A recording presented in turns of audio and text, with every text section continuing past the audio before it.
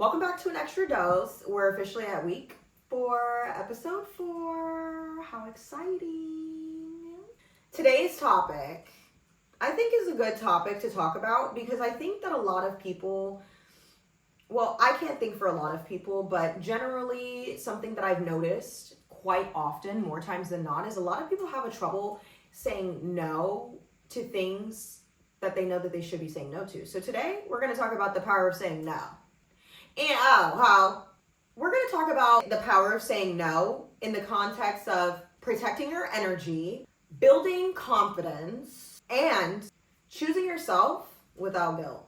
Because I'm sorry, if society is going to be whipping us like slaves, you should at least be able to say no for yourself.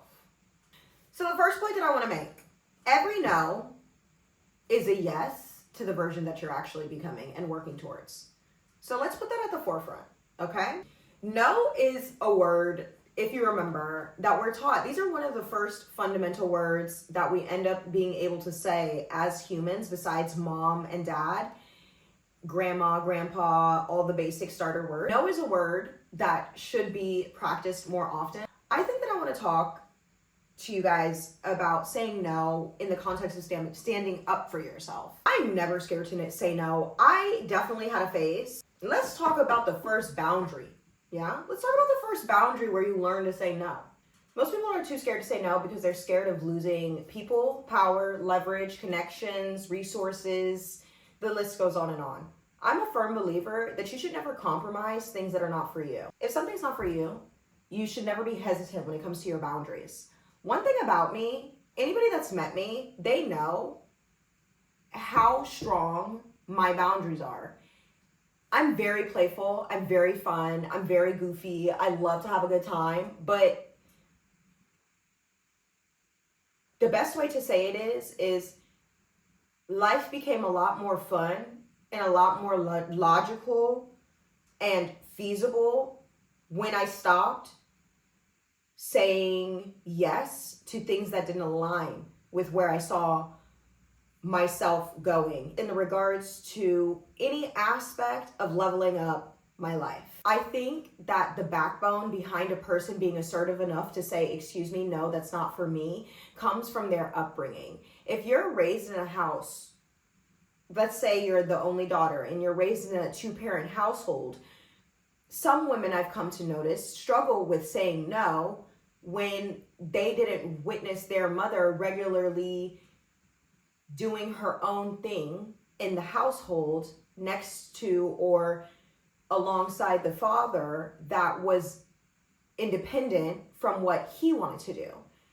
And so some of these women that grow up in these households, they grow up and one day they just wake up and they're now in their own relationship, in their own household, managing their own life, and they're not understanding why their reality is not reminiscent of the reality that they knew growing up underneath the elders, as some would say.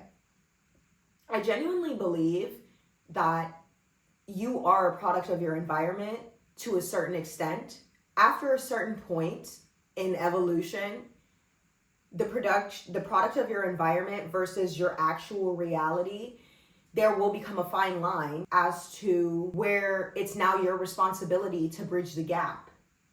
Not only the communication you're regularly displaying, but correlating that communication to where you want to go in life. I also firmly believe that when you practice being a people pleaser or saying yes more than you say no, this is what instills your standard as far as your boundaries are concerned. When you continuously use a doormat at the front of your door for years on end, year 5 is not going to look like year 1. And it's simply because of the fact that that doormat was continuously stepped on and used and rubbed on and treated carelessly as if it's only had one purpose to serve. And I think oftentimes humans not to compare humans to doormats, but humans can also be used and abused just like a doormat, simply because of the fact that 1 year can turn into 5, and then they look up and they see, oh my gosh, this is nothing like the vision that I had for myself, or the baseline of where I started. You know, this can come in all kinds of formats. It doesn't necessarily need to be in the context of a relationship, or let's say abuse or friendship. This could be a relationship you have with yourself.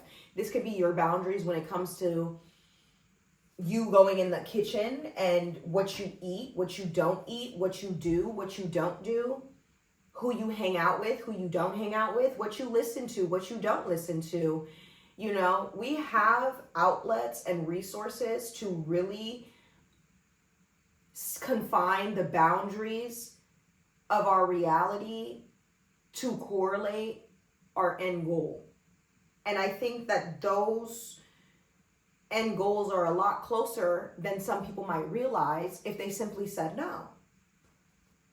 What a lot of people don't talk about is the level of emotional tax that it takes from you every time you say yes. Every time you do something that goes against the grain of what you genuinely see for yourself, or what you genuinely want for yourself, or your general end game goal for yourself, you're adding more and more emotional tax to yourself. And that emotional tax will show up in different ways. It can show up in you drinking more, smoking more, going out more, eating unhealthy, having unhealthy people around you, being in unhealthy environments. I myself have been guilty of pretty much all of those things that I've listed, and none of those events that I was guilty of partaking in changed until I started to individually tell people, no, I don't actually want to go, and no, I actually don't like you, and no, I actually am not okay with this boundary. I regularly, in a week, I would say I probably hand out at least, this is going to sound crazy, but I probably hand out a cool, casual 200 to 300 no's in a week. And I don't have employees. So I'm firm to say that I've pretty much mastered the art of just saying absolutely not. This is not happening under any circumstances. The emotional tax that comes with constantly saying yes and also people pleasing is by far not worth it. When you overextend yourself, you not only lose your time, your creativity, but also your money and your identity. I'm going to give you a little example. It's always in the form of a mini story time. Sometimes I have clients that I have to hire and fire. It's not something we want to talk about, but it's the truth of the reality of business. And I had a client, last time that they were in Germany, I wasn't necessarily enthused with the threshold of requests that I was receiving, kind of spontaneously, at least in my opinion, due to the fact that we have a relatively good rapport with one another, and I'm pretty well aware of what my work duties are when they render me underneath contract. And the bottom line is based off that last encounter, in my workbook, they were already blacklisted. Like I said, I hire and fire clients all the time. And they came back and they asked if I would be able to care for the animal once again, due to the fact that those terms and clauses no longer aligned with my actual reality, and I had outgrew those terms and clauses. Once they heard no, and they realized this woman is no longer willing to be a people pleaser to me. After our conversation just casually ended, after they clarified my new terms and conditions for the business, I closed the conversation politely. They closed the conversation politely. Ironically, they wished me well. They wished me well. I wished them well. And I want to say about maybe an hour, 2 hours later, I was blocked. Should I be upset or should I feel as though I dodged a bullet? I genuinely feel as though I dodged a bullet. You're going to block me because I told you no? Thank God. Thank God. Thank God. For real. Because, like, anybody that doesn't have enough emotional bandwidth to understand no and to understand that everything's not going to be your way or the highway and that this person has given, like you have to give to get, those are not the people that you need to be letting harvest or have access to your energy. I have another story. I have communication with long-standing, I would say, friends that I have known for at least 13 years. And, you know, life happens to all of us. So I am not I guess they call it crucifix. It's not my responsibility to reprimand grown adults and call them out. But I'm definitely not the adult that you should start a casual conversation with if you know you owe me an apology.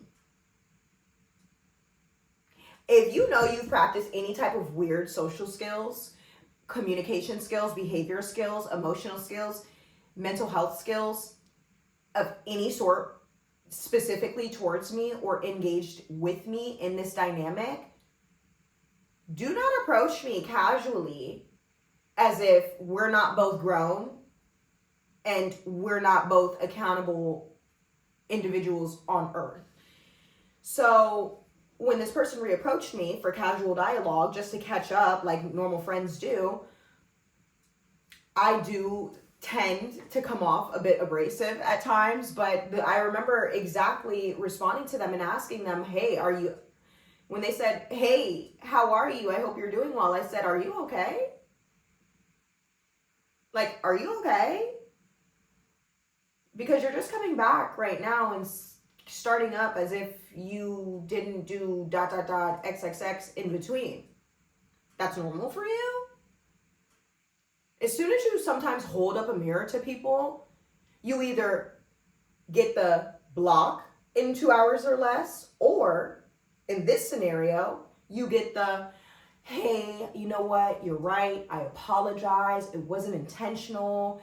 XXX. I had a lot going on. And this apology, I can appreciate. And it's not because you're giving me the validation of an apology per se. It's due to the fact that you're at least taking accountability and simply saying, look, let me take a step back and start over.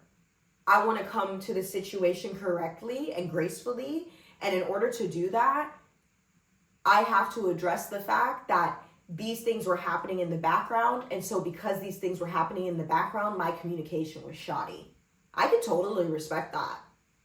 But for example, the client that decided that because they couldn't take advantage of me the way they previously had hoped for, or in some way in their mind they succeeded in, I got blocked. I would much rather deal with a person that has the emotional and mental capacity to say, hey, you know what? I need to be accountable. I had a lot going on. Versus the person that wants to give me money for my services that they've previously rendered on numerous occasions through contractual terms. And because they're upset, they want to block me because I gave them a firm no. Clock it. If I would have gone to that client and I would have said, you know what, based off our history, I'm just going to do it. You know, we've had this long-standing agreement. Just because it's reoccurring and we're established with one another, that doesn't mean that I need to now make myself small to give you what you want. I would have now resented myself because I internally know my boundaries, right? I internally know what I expect from this contractual agreement, right? The same way I would have failed myself on the other side of the token with the friendship aspect if I wouldn't have said, hey, are you okay? Because XXX and ... And they said, oh, you know what? You're right. I apologize. If I would have just completely glazed over the fact that I've noticed that your communication's been shoddy because of whatever you've been going through, I would have looked like a freak show if I were to not say anything to this person at all about how I was feeling based off their communication, and I just picked up the conversation as normal. One thing I'm never scared to do is cut somebody off. And I thank God that I grew up with a very strong mother and father unit, because I don't have siblings, but it allowed me to have the backbone to understand that you don't need to people please. I don't need to be agreeable. I don't need to make myself small. I don't need to shrink down my standards of reality to accommodate your reality, because your reality is more comfortable for you than you potentially bending yourself and making yourself more flexible for everybody's reality, right? This is not Sims. The world is not a simulation that matters just about you and you pick and choose when you want to interact. We all have to accommodate everybody. Clock it. And I also want to say, if you don't protect your energy, someone else will spend it for you. And that is the worst return on an investment you can ever have. And it's the worst feeling you can have. Imagine being able to be the narrator of your story, but you can't manage your emotions and the energy you output, so it's always being harvested from you. You know, I see a lot of people, different people, obviously, because multiple people, I see a lot of people say, oh, I'm so low on energy, or I don't know what's going on. And more times than not, I always realize that people are that either say, oh, I'm so low on energy, I don't know what's going on. Or I've also even had a person state to me that they don't get tired because they source their energy from the conversation of the person they're engaging with. When that person, this second person specifically, said that they don't get tired because they recharge their energy from the people that they're around, in that moment, I literally wanted to get up and leave where I was and run off and never, ever, ever, ever, ever come back. Because not you telling me in real time, face to face, and you telling on yourself, telling me you an energy harvester. Creepy. Gotta go. Gotta blast. You don't have to do anything you don't want to do. That includes you saying, no, I don't want to do that. No, I don't want to do that. Say it with me. No, I don't want to do that. You know? Honestly, you could say, no, I don't want to do that. Or you could say, fuck no. Don't say that. Don't say that. Be a little bit more classy. Don't be acting like your daddy. But act like your daddy.